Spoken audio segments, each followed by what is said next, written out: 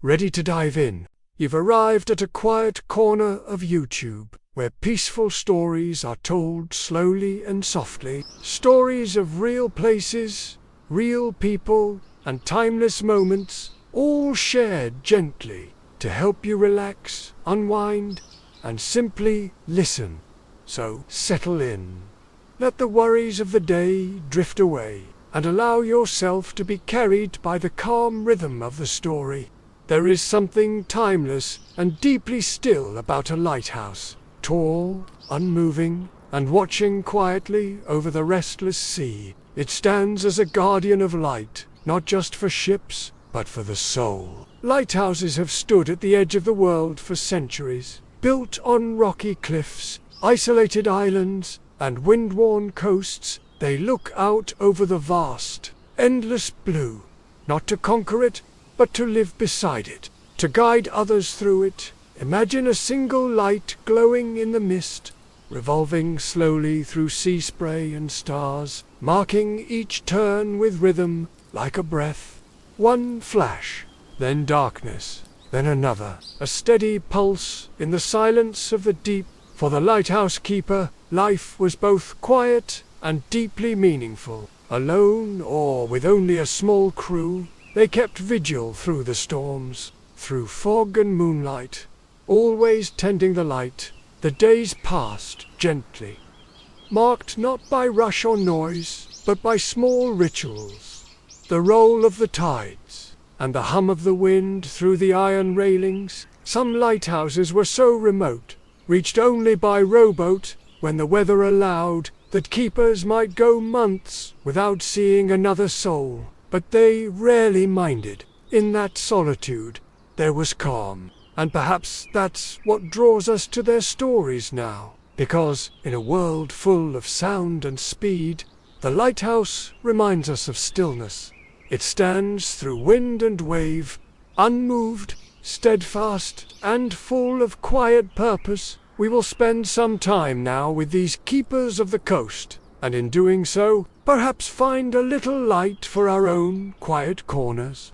In the life of a lighthouse keeper, peace was not found in silence alone, but in the comfort of routine, in doing the same small things each day, with great attention and even greater care. Each morning began with the rising sun spilling over the sea, a soft golden light glinting off the waves, and casting long shadows through the thick glass panes of the tower. There were no clocks to hurry them, only the rhythm of nature and the steady pulse of duty. The keeper would wake quietly, dress in wool or canvas, to guard against the sea air, and begin the first walk, a slow, familiar climb up the spiraling stairs, each step echoing softly off the curved walls. At the top, inside the lantern room, the great lamp stood waiting.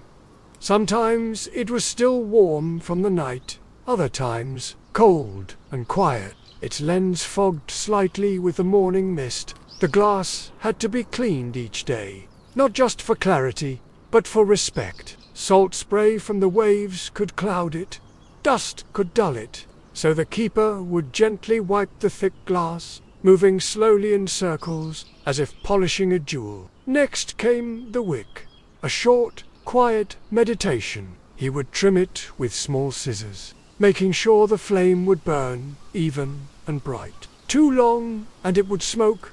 Too short, and it might flicker and die. These small details mattered, not because someone was watching, but because they were part of something larger, a promise of safety, a ritual of presence.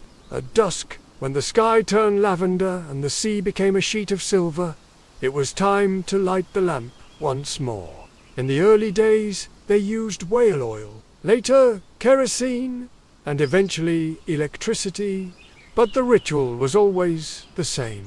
There was something sacred about it, striking the match, lighting the wick, watching the glow grow into a beam that could stretch across the dark. It was like calling forth a small sun, just for the sailors out at sea.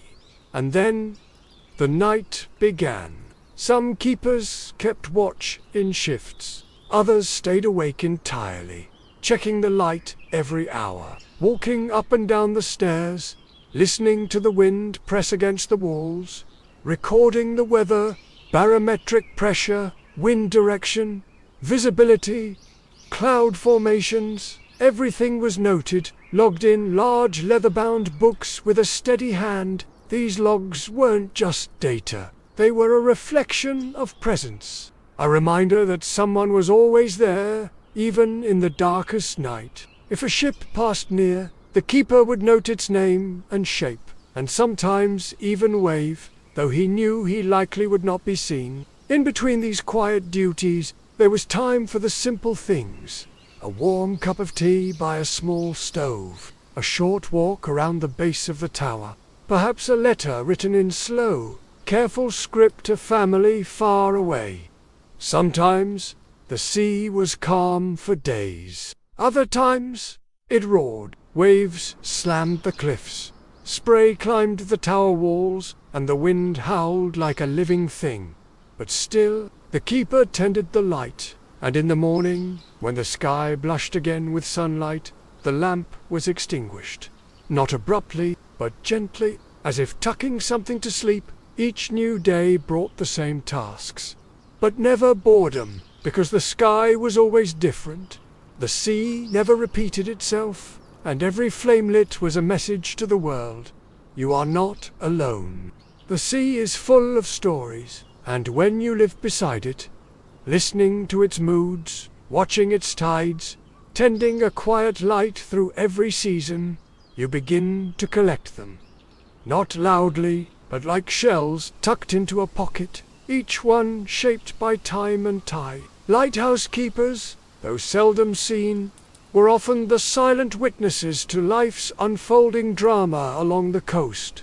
And while their lives were mostly still, they sometimes became the quiet heroes of shipwrecks, storms, and starlit rescues. There is a story of a keeper who, in the dead of winter, saw a faint glimmer in the distance, a flare barely visible through the snow.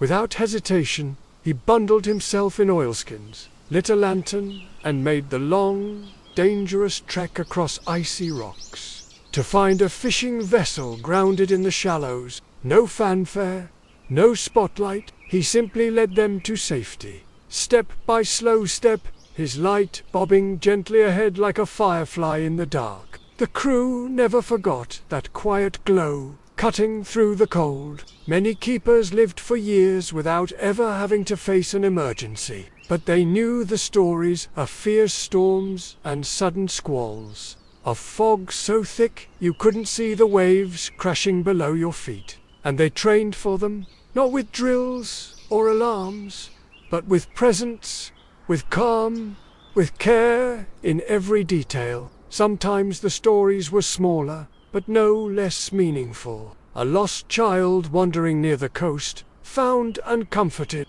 A bird, blown off course, sheltered in the warmth of the tower until the skies cleared. There are tales from old logbooks of ships whose lights winked out mid-crossing, only to be spotted by a vigilant keeper at just the right moment. A signal was sent, a bell was rung, and the ship turned just in time to avoid the hidden rocks, lying in wait beneath the waves. In places like the Outer Hebrides of Scotland, or the wild coastlines of Maine, these lighthouses stood like lonely sentinels, and the people inside them were both witnesses and guardians of the lives passing through the mist.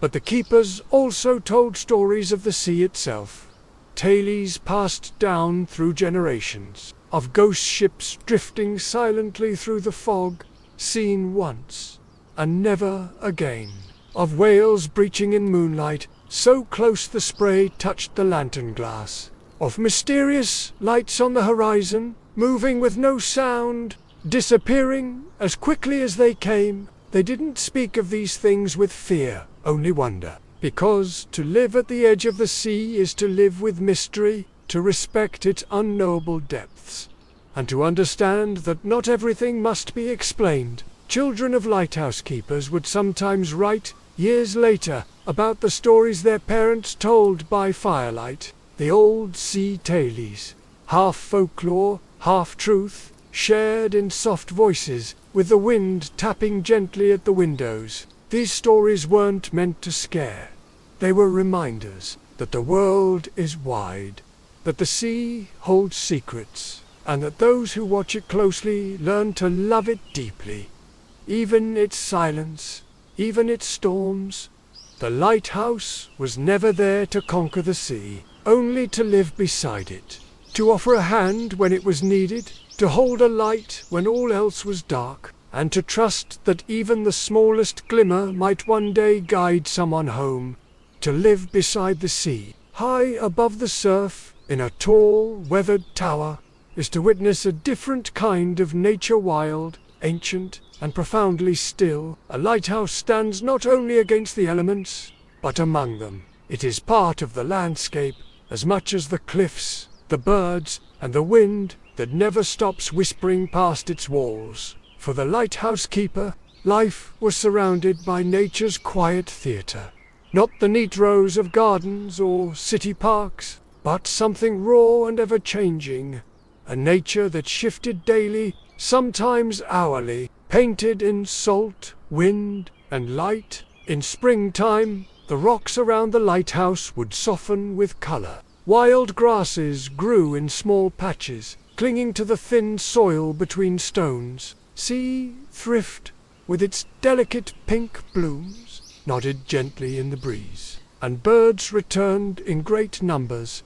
Gulls, terns, cormorants, nesting in crevices, riding the thermals above the cliffs, or standing watch on the railings, as if they too were guardians of the coast. The call of the seabirds was constant, not loud, but rhythmic, like waves, echoing off the tower and fading into mist. Sometimes seals could be seen below, basking on the rocks, their sleek bodies warmed by the sun, unbothered by the distant creak of the lantern rooms turning gears. And in the warmer months, pods of dolphins might be spotted in the distance, arcing gracefully through the surface, as if dancing with the light itself. The keeper would often watch them from above, taking quiet note of their path across the horizon. It wasn't duty, just a kind of meditation, a moment of connection, a reminder that life continues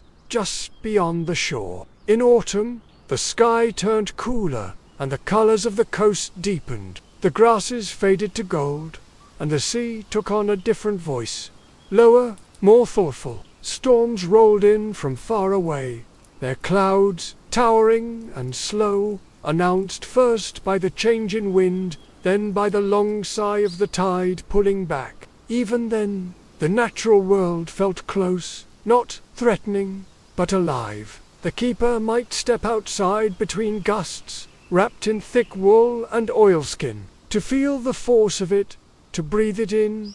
Salt, moss, rain. Winter brought a different silence. The birds flew inland. The wind sharpened, and sometimes snow would fall, not often, but enough to soften the rocks and turn the sea into a pewter mirror. Inside, the world was warm, wood crackling in the stove, books stacked neatly by the window, the ever-present hum of wind circling the glass dome above. Even the lantern room, usually so exposed, took on a kind of sanctuary-like stillness. The beam of light continued turning, cutting through snow and fog alike, while the keeper watched the world transform beneath it, a white stillness settling over rock and water. Through it all, the lighthouse did not move, and the keeper remained a part of this living place. Nature here was not something to escape from. It was the rhythm of life, the backdrop to every task, every thought, every breath. The tide came in, the tide went out, winds shifted, birds called, clouds passed in slow procession, and the keeper watched, not to change it, but to be part of it, to exist quietly within its endless turning. In that simplicity, surrounded by sky, stone, and sea, they found peace. There is something about a lighthouse, solitary and unwavering, that speaks to more than just sailors at sea. It touches something within us, a longing for stillness, a quiet strength, a light that waits, no matter how dark the night becomes. Over centuries, artists and poets have been drawn to these towers on the edge of the world, not for their machinery, or even their architecture, but for what they represent. A lighthouse is never loud. It does not demand to be noticed. It simply shines. Steady, present, unchanging. Painters have captured their silhouettes at sunset, lonely shapes against sweeping skies. They've painted them in storms, bathed in moonlight, or surrounded by crashing surf. Each image, a quiet meditation on resilience, on solitude, on beauty that endures even when no one is watching. Writers, too, have found comfort in the metaphor. Virginia Woolf once wrote of the lighthouse as something unreachable, yet deeply familiar, a place of both reality and dream. In Japanese haiku, a single image of a lighthouse in fog might capture a whole world of meaning, distance, memory, or the quiet presence of safety just beyond the horizon. Children's books tell of lighthouse keepers and their gentle lives, tending to lights and animals, making tea, rescuing those in need, or simply watching the waves with patient hearts. Musicians have sung of lighthouses as beacons, not just in storms, but in the storms of the mind, symbols of clarity when all else feels lost. And in films and poetry, the lighthouse becomes a place between worlds, between sea and sky, land and longing, solitude and connection. Even in dreams, the image appears, a tower with a turning light, softly illuminating the way, not forcing a path, but simply offering guidance. To reflect on these symbols is to slow down, to let the world quiet, to remember that strength does not need to shout. It can stand still, it can wait, it can glow softly through the night, asking nothing in return. In today's world, where everything rushes, where screens flicker constantly and noise surrounds us at every turn, the idea of a lighthouse life feels like a distant dream. But perhaps that's why we're drawn to it, because even now we crave that calm, that solitude, that simple rhythm of daily care and gentle purpose. A lighthouse doesn't try to save the world. It lights its little corner, it holds its post, and somehow that is enough. As our story comes to a close, you might imagine yourself in the lantern room, the sea stretched out in all directions, the light turning slowly behind you, the wind soft against the glass, a cup of tea warming your hands, and the steady comfort of knowing you've tended your own light today, and that, in the quiet, you are not alone. If this story brought you a moment of quiet, a breath of stillness in your day, we invite you to stay a while longer. There are many more gentle journeys to take together. Feel free to like this video, subscribe for more peaceful stories, and share your thoughts in the comments. We always love hearing from you. Until next time, may your light shine steady and your path be calm.